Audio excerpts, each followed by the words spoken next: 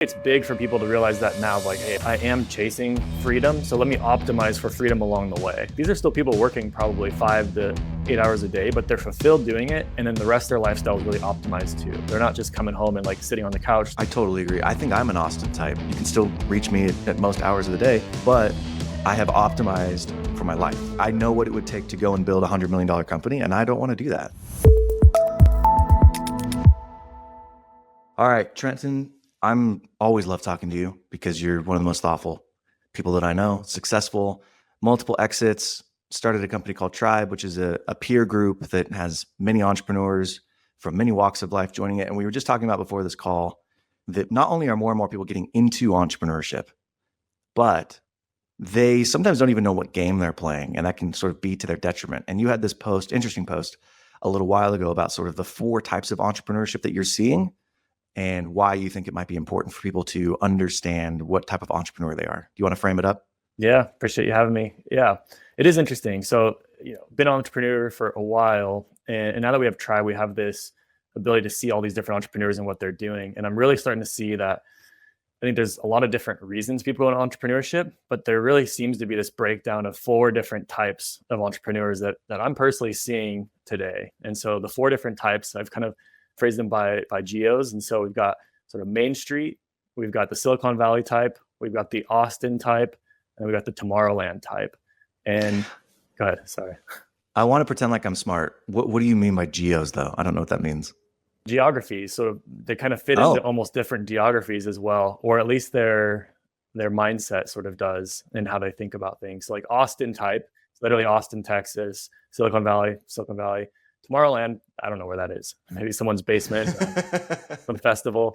And then Main Street it's somewhere tomorrow. It's somewhere tomorrow, exactly. They're in the future. They're trying to be, at least. And then you got the Main Street folks who are just sort of in like small town USA. We'll get into like what each one of these means. Why do you think it's important for people to understand what game they're playing?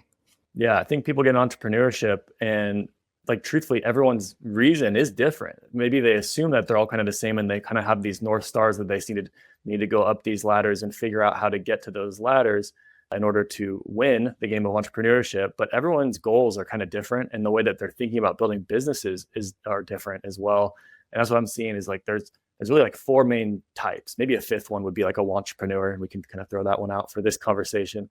But 4 main types, and each of those types kind of have different ways that they're thinking about building, and they have different ways that success means different things to them. And so like if you're truthfully probably fit into one of these types, but you're chasing a different lane, you're going to feel maybe like you're not making the progress you want to make.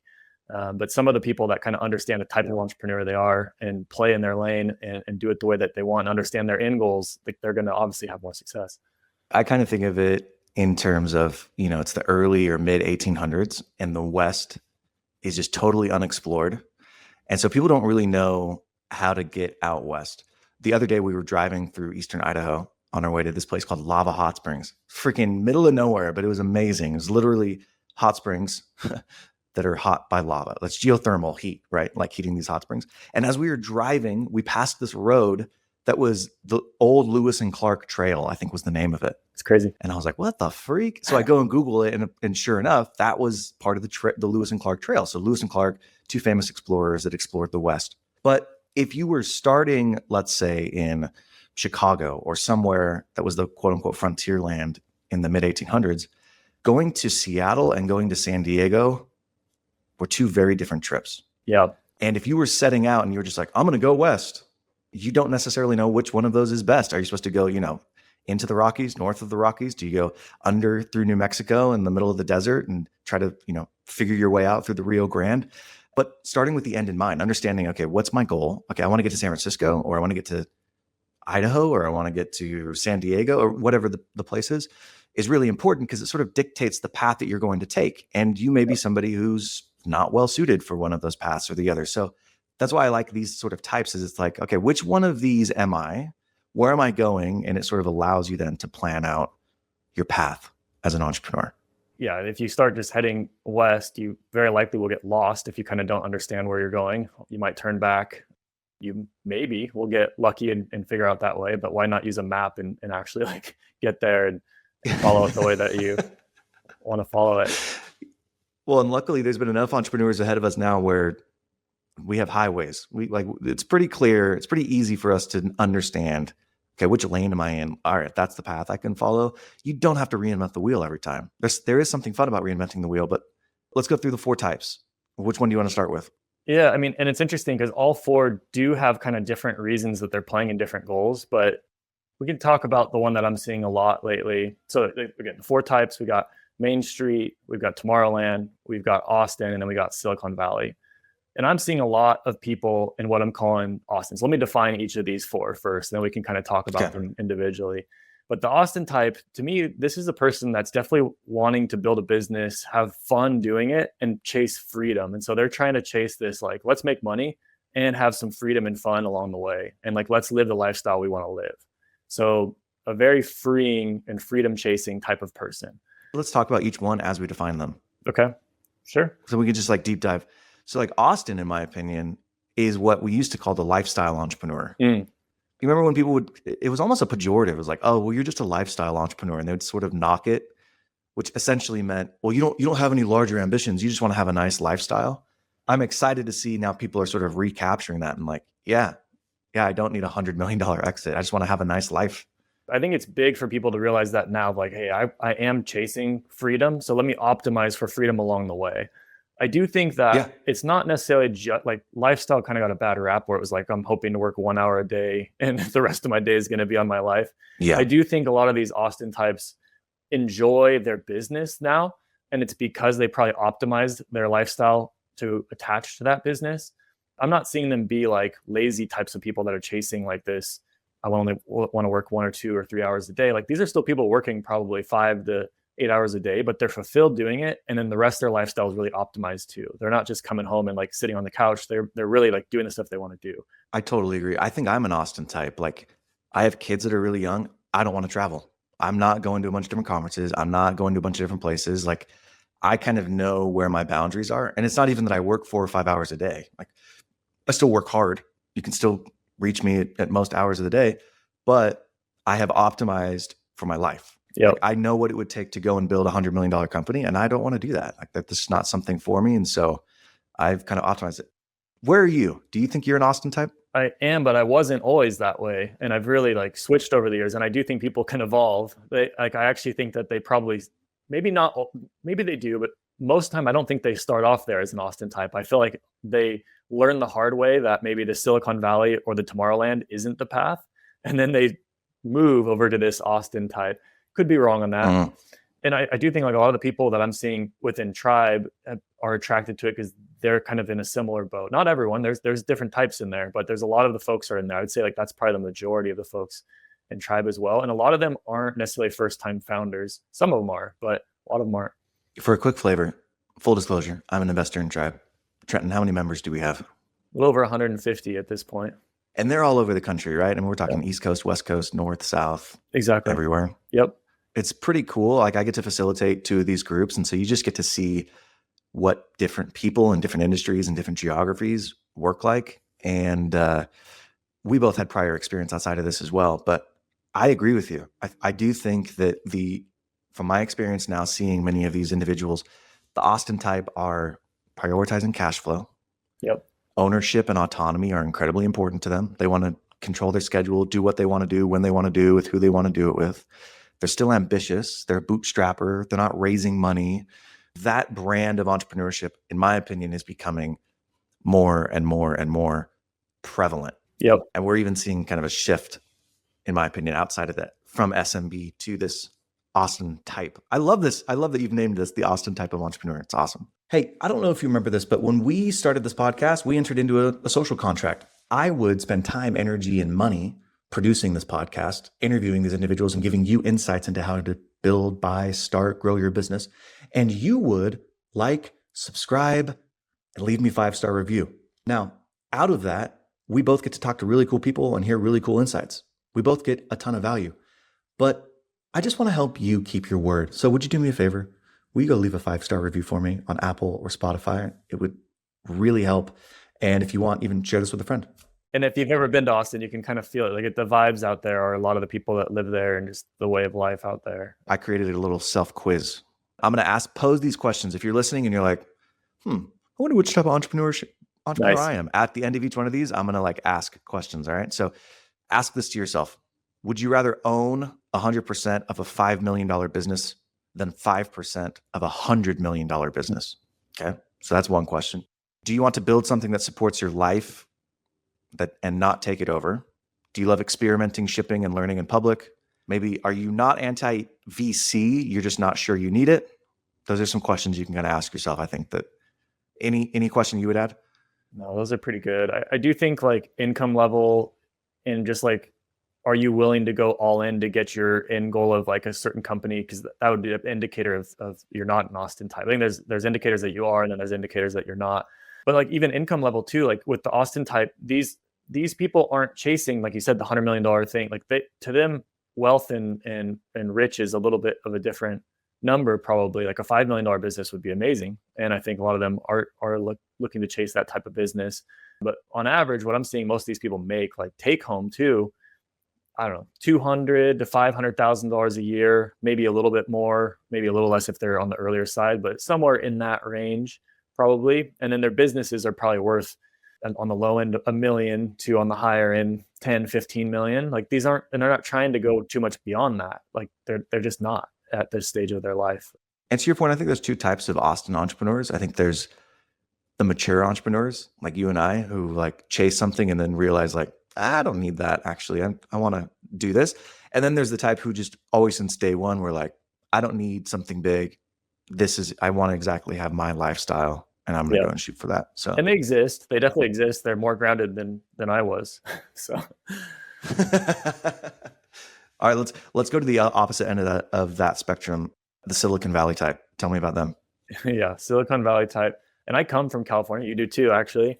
This is where I started. I definitely thought like the end goal was to get VC money, and to, like that would be like, wow, if we could get VC funded and then create this $100 million business or maybe eventually a unicorn, like that would be the coolest thing ever. But yeah, basically the Silicon Valley type, tech, SaaS, I guess AI at this point too. And they're focused on like big companies and exits, apps, SaaS companies. Most of them do have that like North Star goal of VC backed, going through Series A, Series B, Series C, maybe eventually exiting or IPOing. Like that's kind of where they're trying to go. And there's obviously like a clear path there for them to follow. It's changed a bit over the last few years, but this one is to me where most of the young kids, I feel like, fall. Like I don't know too many like people that are 30s, 40s, 50s, 60s trying to chase this path. Like these are like fresh out of college or dropped out of college. That's even cooler if you drop out of college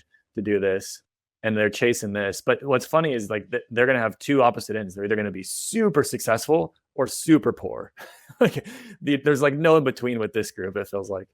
They're home run hitters. Yeah. Right. Like they're going to strike out a number of times, but to your point, they're either going to be super successful or they're going to be super poor.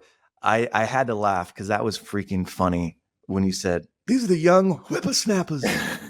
All these young kids chasing after their dreams. That's totally me. Just like shaking my head and I'm like, you guys go do that. Yeah. I'm no longer in that game. But I definitely was. And it was super appealing.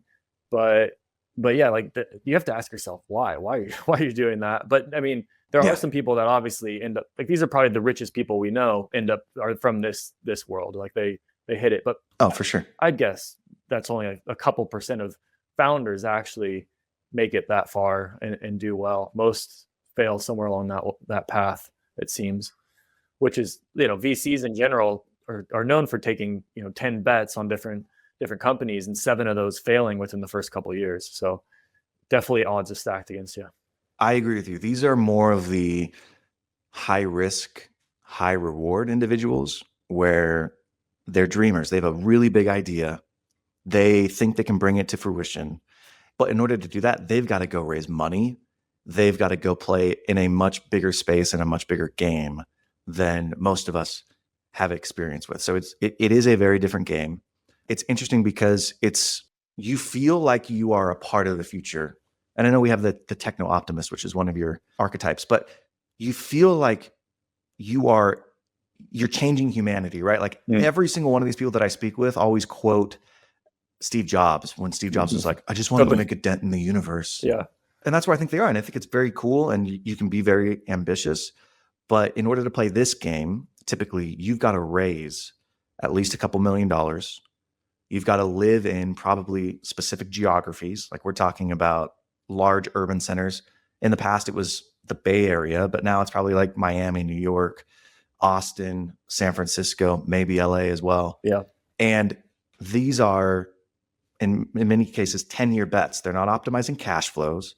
This is either going to be $100 million plus exit or it's going to be nothing. And they're going to move on to the next venture. Yep.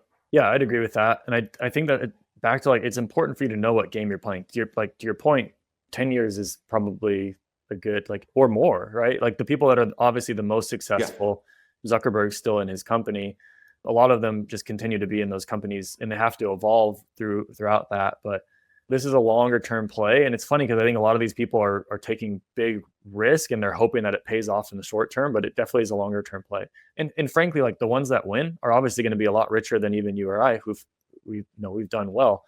To them, it's worth it. They want to change the world. Or some of them are really motivated. And I think that the ones that really are, that have this fine balance of like, I want to change the world and I want to be rich, those ones probably are going to really succeed. If you have just one or the other, you probably fail in this one where you just want to change the world.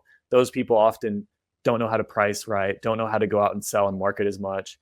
And then the ones that just want to be rich don't have as much of a meaningful company that people can actually grasp onto. And so I think you need both of those for you to succeed in this world, that mission that really drives you and this like wanting to dominate and make a ton of money. I also see a lot of entrepreneurs, I mean, you were like this, who go from this to the Austin entrepreneur. Yeah, right? sure. They're like, okay, I tried my hand at this. I played that game for a little while. And they may even get a small or meaningful exit of like a couple $100,000 or maybe even in the low millions. And they're like, all right, I'm going to go like buy a business now, or I'm going to go create my ideal business setup. Yeah. It's not abnormal to kind of graduate from one to the other. All right, here's my self-test. Are you ready? Yeah. If you say any of these things, you might be a Silicon Valley type. I'd rather raise 10 million than make $1 million in profit. I dream of building something the world's never seen. I'm okay giving up equity if it means I get there faster. Failure does not scare me. Irrelevance does. I'd rather have 5% of a $20 billion pie than 100% of a $10 million pie. Anyways, those are some things to think about. I'm not going to lie. Like some of those still speak to me. It's in there still. Like there's still some of me that, and we built an 8-figure company in this space. So like we did all right, but we still didn't go to where a lot of these people have gone. And so, it's a very alluring type. And especially if you come from that world, like I went to school in the Silicon Valley University there. And it's just, when you're surrounded by it, it's very infectious. But it definitely is a lot different than an Austin type, because Austin type is like, let me just focus on me and my family. This other one is sort of, there is some ego driven part to it, I think, for better or worse. Oh yeah. I totally agree. So video is cool, but I have what scientists call a face for radio. And so what's even cooler is long form audio via my podcast and my newsletter, Nikonomicspod.com. Go there for free. Subscribe to my newsletter. It's 1 email per week. It's super tactical. And then go to my audio podcast. I do 3 to 5 episodes a week, depending on how curious I am. And it's stuff like this. It's all free. No sleazy sales pitches. Nikonomicspod.com. All right. Tomorrowland or Main Street? Which one do you want? Tomorrowland's a little bit similar to Silicon Valley type, but in like a much different way. In the same way, it's that they're either going to be rich or poor. Like they're either going to like do very well or they're going to not make any money at all. But I think that instead of trying to go this conventional path of VC and needing to like give up a bunch of their company and equity, these people are really like the pioneers, to your point. Like they want to do it their own way and they don't want to play by conventional rules. So anytime any sort of trend comes up, they're on it. Like crypto, they were probably on it early. But I know a lot of people that started crypto early and sold early or lost a lot of money, even though they were early on it. And so it doesn't mean that they're going to be successful for sure. But even with AI, like I think a lot of them are using it a ton, but don't know how to like capitalize or monetize or build an actual business with it. And so the ones that have business savvy attached to this and the right like smarts, and they're not just, because this is a super high risk group. Like they're really high risk. And honestly, I know a lot of them that are massive credit card debt. where they're just like, they do not know how to spend or control their spending because they're so risky, and they just take too many risks, and they just don't have enough structure to actually like go through with this and make it work. However, there's some that are really good at networking, and some that are really good at like building people around them and like learning from people and going in on bets together and trying things together. And those are the ones that have done well. Whether or not we want to call that legitimate, I don't know. Like some of these, maybe helped pump together some meme coins. What do you think of this group do you think they are more scared than the Silicon Valley group? I mean, they're doing the same things that the Silicon Valley group is, but they're just optimizing, staying in the game long enough, cash flow, making money. They don't raise. And I've seen people like this. My question's always been like, why don't they raise money? Yeah. And to me, that's the differentiator between these people and the Silicon Valley people is these people don't raise money. And I don't know if it's because they're scared. Oh, if I go raise money and I let people down, or if they don't believe in their idea enough, or if they're just too nervous to make those investments. Like, I feel like I kind of fall into the Tomorrowland camp sometimes because I'm like, I have the idea, I like the future, but I'm just nervous about getting the money to then make the investment necessary to really turn these ideas into viable long-term businesses. To me, it's funny. I see this, like we talk about Silicon Valley being people that are trying to hit home runs.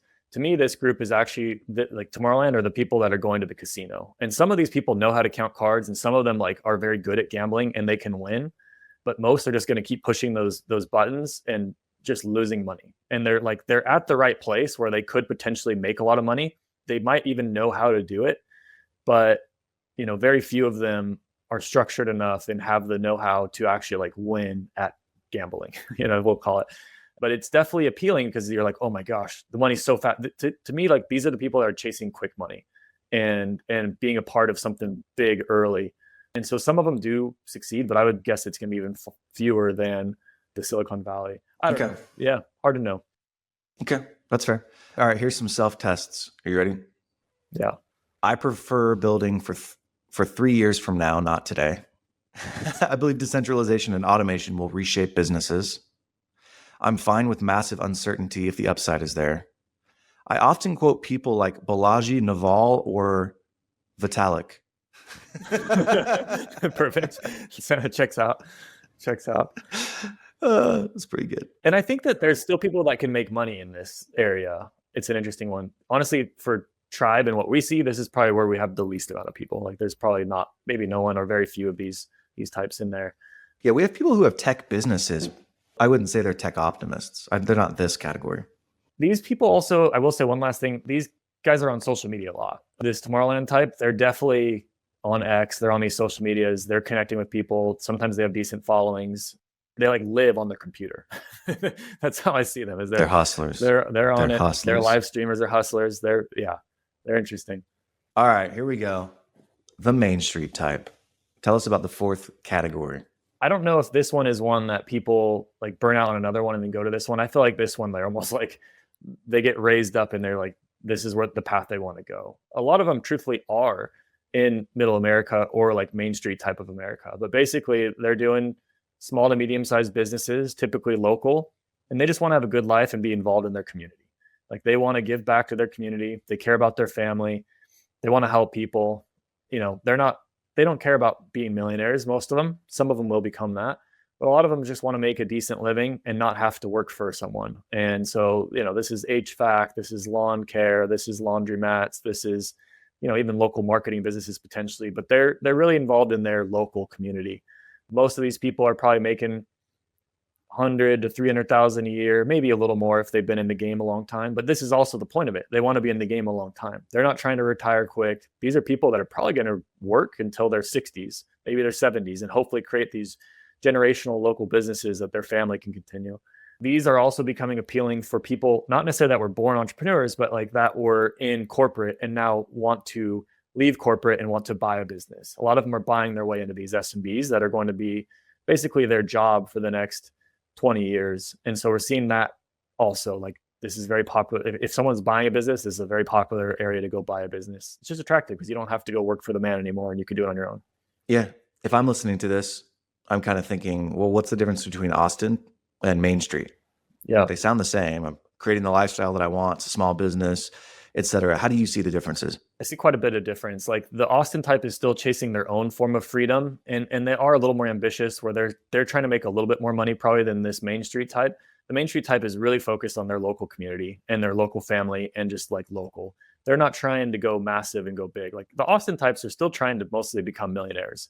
This Main Street type, maybe millionaire isn't their goal, or like 1 million might be, but it's just sort of like, it's a good income. It's a steady living, and you're helping a lot of people in your local community. Austin is like, we're going to go have fun and we're going to go do the things that are important to us. Maybe community is part of that, but a lot of these people are like, these guys like to travel and like to go do things that they like to do. They like to explore. They like to have fun. So a little bit different. These are kind of some generalizations, but here's how I thought of it. I used my ChatGPT to help me think through this. Are you ready? Yeah.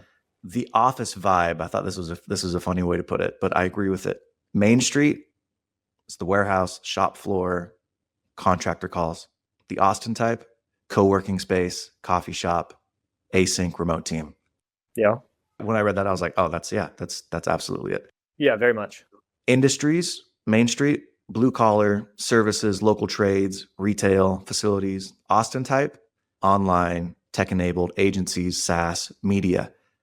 Now, I will say I have seen many an Austin type, or quote unquote, these types of businesses, online businesses that are kind of Main Street type businesses, and vice versa. But I do think, generally speaking, those are sort of the way the industries break down.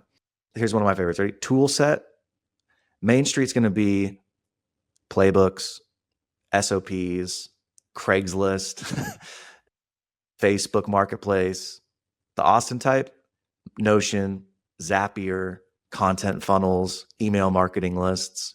So different ways of customer acquisition, different ways of funnels, different ways of content creation. Yep.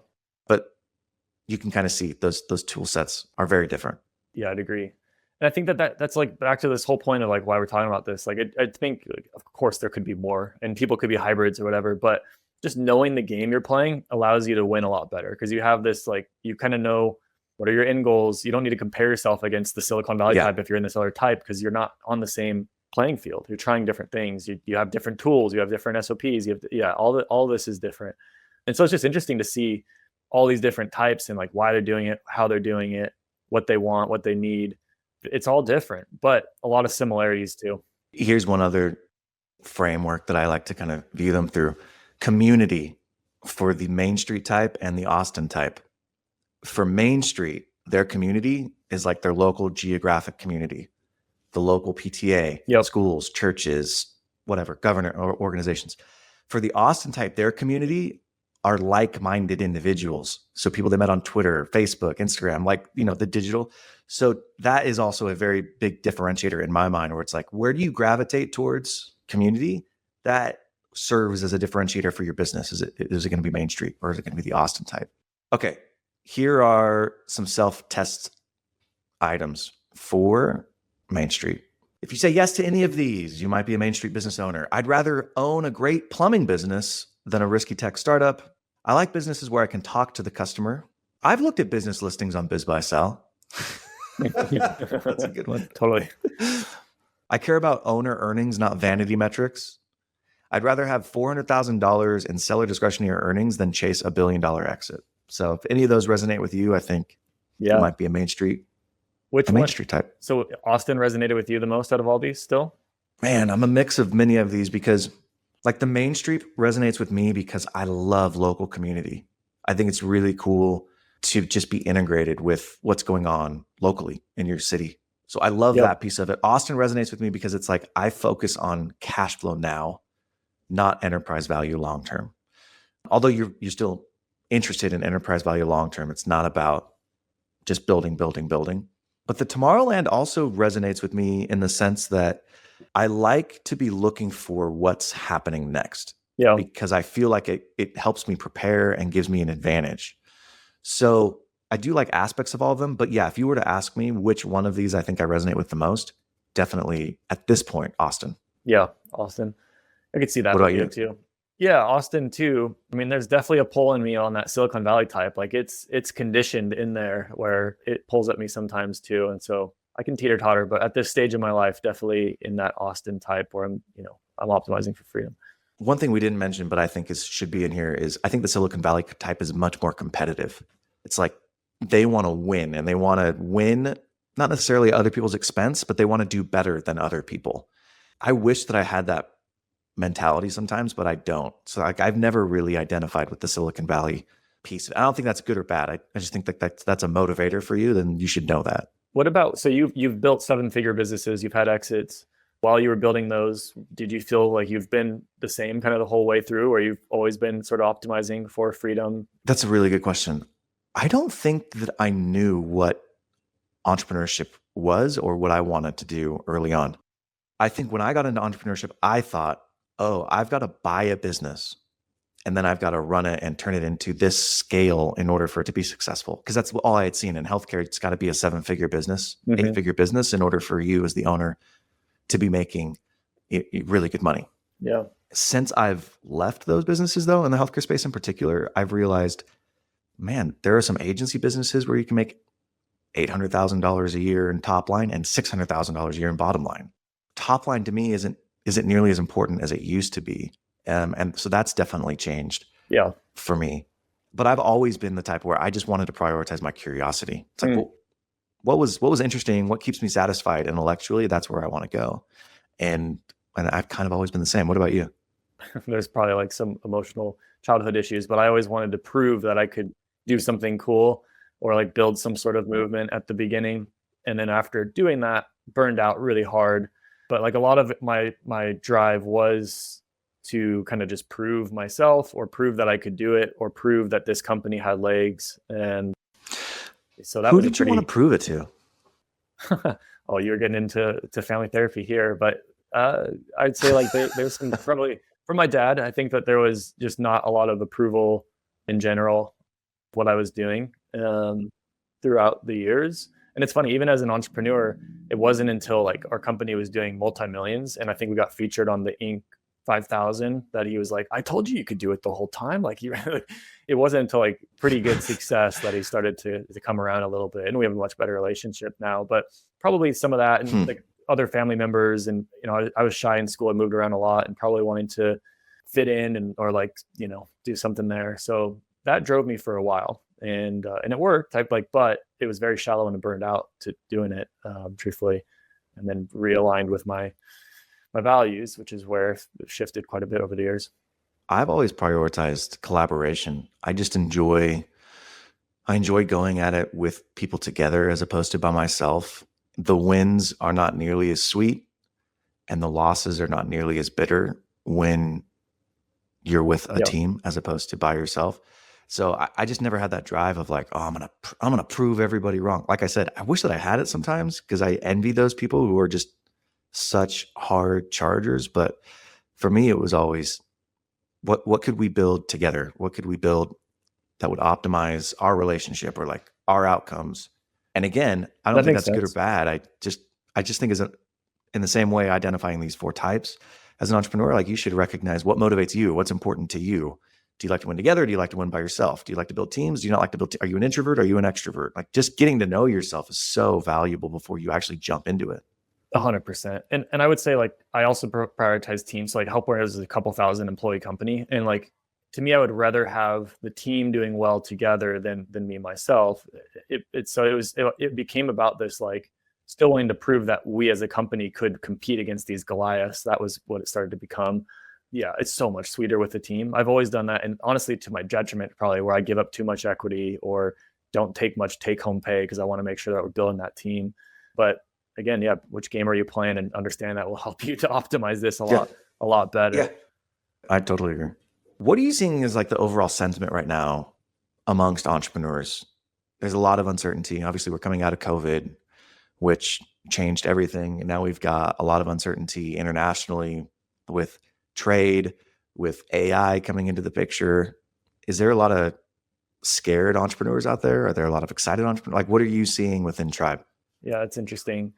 Generalization, but like I'm seeing a lot of definitely scared and pessimism at this point amongst the entrepreneurship community, just because of all the uncertainty in the world with everything that's happening. And I think that the bigger one that's overarching on this is the AI factor and just like the unknown of how fast it's going to advance. And I think that the smart entrepreneurs right now are definitely using it as a tool. And we're definitely seeing like we're seeing job loss happening, especially in entrepreneurship. They're cutting jobs and looking at ways to optimize and automate everything. And so don't want to sugarcoat that. That's definitely happening. But I think just the rapid pace of change beyond like, well, with tariffs and world situation, as well as with AI, is leaving a lot of people uneasy. Like, I'm going to keep hustling while I can right now. I'm going to control what I can control, but I need to kind of roll with the punches. And yeah, some are really taking it in stride and doing well, but I would say there's a lot of fear. I don't know. Are you seeing the same? Are you seeing different? Are you saying a lot of fear generally, or you feel like the tribe members in particular are like fearful? Generally, I'd say, because I'm like, obviously with Tribe, we have 150 great entrepreneurs doing really cool things. And I'm only involved with a few of these groups. I hear what's happening, but I'm involved in the larger entrepreneurship community with X and LinkedIn, and talk to a lot of entrepreneurs and investors. And this is kind of the broader sentiment that I'm picking up at this point. I wouldn't use the word fear. I would use the word uncertainty amongst entrepreneurs. But the ones that actually, AI, I think, is the one that they're the most unsure about. Yep. But the ones that start digging into it and educating themselves, those are the ones I see the most excited about the future. They're still unsure. They're still like, I'm not sure exactly what this is going to look like, but oh man, this is so cool because now I can do X, Y, and Z. Those individuals in particular, I think, and there are many of those in Tribe, if you're curious and you're just trying to figure stuff out, you're not nearly as scared or fearful as others. You're still like uncertain. You're not sure like what's going to happen, but you're not scared, I would say. I do think that, especially in like that Silicon Valley type where they are building like tech companies, or like how much easier it is now to build a tech company because of AI and a SaaS product, and like using it to their advantage. Like, this is insane that we can do this today. Like, I do see that level of excitement. And then I do think you're right. Some of these people that are optimizing and understanding like, wow, I can pump out content so much easier and faster, and I can do my outreach so much smarter and better than I could 5-10 years ago. Like, there's a lot of excitement there. And I think that some of them feel like they're in this gold rush era where it's like, man, I'm going to take advantage while I can. And so there is that too. I do see that element. And a lot of them are like, this is insane that this, and it is like the technology, like Clay, for instance, on outreach is insane. You know, the amount of stuff that we can do now with automations in our businesses is insane. But then the fact that you can have AI develop your app for you and you don't need to have 10 developers doing it. Since I built an app almost 16 years ago in college, and it took me a lot longer than, you know, the 5 minutes that people are using on theirs today. And theirs is probably better than mine too. So I think people are like, this is just crazy that this exists. So I do see that too. The people that, but I think to your point, they have to dive in and they have to get familiar with it. And as soon as they do, then they're like, this is great. This is great. That's what I've always loved about Twitter or Instagram or whatever social platform you're on. And that's what I love about organizations like Tribe, whether you're in, you know, YPO or Hampton or any of these other organizations, is there's a group of people that you can talk to about what you're seeing. Yeah. I had never been a part of a group like that before I sold my businesses. I was not on Twitter. I wasn't in any peer groups. And so when I saw stuff, I would maybe talk to my partners, but they didn't know any more than I did necessarily. But when you get on Twitter or when you're in a group like Tribe and you're talking to other group members and you're like, hey, I did this in my business. Has anyone ever done this before? And they're like, oh yeah, I did. I tried that with paid ads once. It didn't really work out for these reasons. Or like, oh yeah, I automated that before. Here's the exact workflow that I used. All of a sudden you've got this like idea sharing that I think is insanely valuable. Insane. And that's been my biggest takeaway specifically from Twitter. It's like, I could talk to almost anybody who's an expert. And within an hour or two, I've taken a course that somebody would have paid, you know, $10,000 to take. It is kind of an ultimate hack, not trying to plug Tribe too much, but obviously we built it selfishly, like for our own needs, based on what we saw as entrepreneurs and founders. Like, this is what I wanted during that time. And I wanted to, you know, have a group of friends, but also like this brain trust that we can just get together and like, hey, do you think this works? What have you guys seen? When you're smart like that and you're willing to put yourself out there and like help and talk to people, then yeah, there's some crazy stuff happening on that end where it's just like, it's a collective building you up and these businesses are really winning together. And there's just so much learning, and you just can't be afraid of learning and curiosity, helping people, and just like putting yourself out there. Though I think a lot of us are a little more introverted than we probably should be on the entrepreneurship side. The more that you can network, crazy. Let's put Tribe to the side, which we love Tribe, whatever. I think any entrepreneur needs to find their peer group. Like they need to find their own little mastermind. Yeah. They could be friends. They could be people you met on Twitter. That was my like first group, was like people I met on Twitter. Cole, Mike, and Parker. We had this little tweet group and we still communicate and text with each other. But there's just something so powerful in finding other people who've gone through similar experiences that you can commiserate with, that you can ask questions of, that I don't think enough entrepreneurs take advantage of. And it really is like a cheat code. It's a cheat code to making more money in your business. It's a cheat code to growing your business. It's a cheat code to being happier. It's just incredible. I don't know why more people don't do it. And we have all these tools: Twitter, Threads, Facebook, Instagram, Reddit, although that can be a cesspool sometimes. You can meet really cool people on Reddit.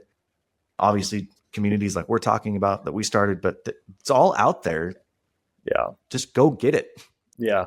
100%. Yeah. For me, it's obviously, like I said, it's a selfish need. It's such a cool thing to be able to do. But I think part of it why I need it, and a lot of us do, like we burn out the other way. Like my wife doesn't want to talk entrepreneurship all day with me. My family doesn't, they're not entrepreneurs. But, my friends weren't either. No. So I felt like I had no one to talk to. And some of this stuff, like you just need people to talk to. And then some of it is, being able to just brainstorm. It's massive. Totally agree. Yeah. All right, Trenton. This was great, my friend. Where can people come find you? Mostly I'm on X, Trent J. Hughes at this point. Also on LinkedIn, Trenton Hughes. But appreciate you having me again. Yeah, of course, man. We'll talk soon. Thank you. All right. Hopefully you liked that episode. And if you've made it this far, you're either really committed or you're stuck doing yard work and you can't actually skip on your phone. So while I have you, the show is growing, but I have a favor to ask of you. Will you please help me grow the show? I want to reach more people. There's a couple things that you can do. Like and subscribe is the simplest thing. Obviously, you want to get notifications for when the next episode is coming out. But if you go the next step, will you leave me a review? 5-star on Spotify or Apple. What that does is it tells the algorithm that, oh, hey, this is a high value podcast because more people are leaving reviews for it, and it then pushes it out to more people. So that's why when people are like, will you like and subscribe and put a 5-star rating? It's not just to make themselves feel better. It's actually to get more exposure for the show. So if you do that for me, I would greatly appreciate it. And I'll see you next time.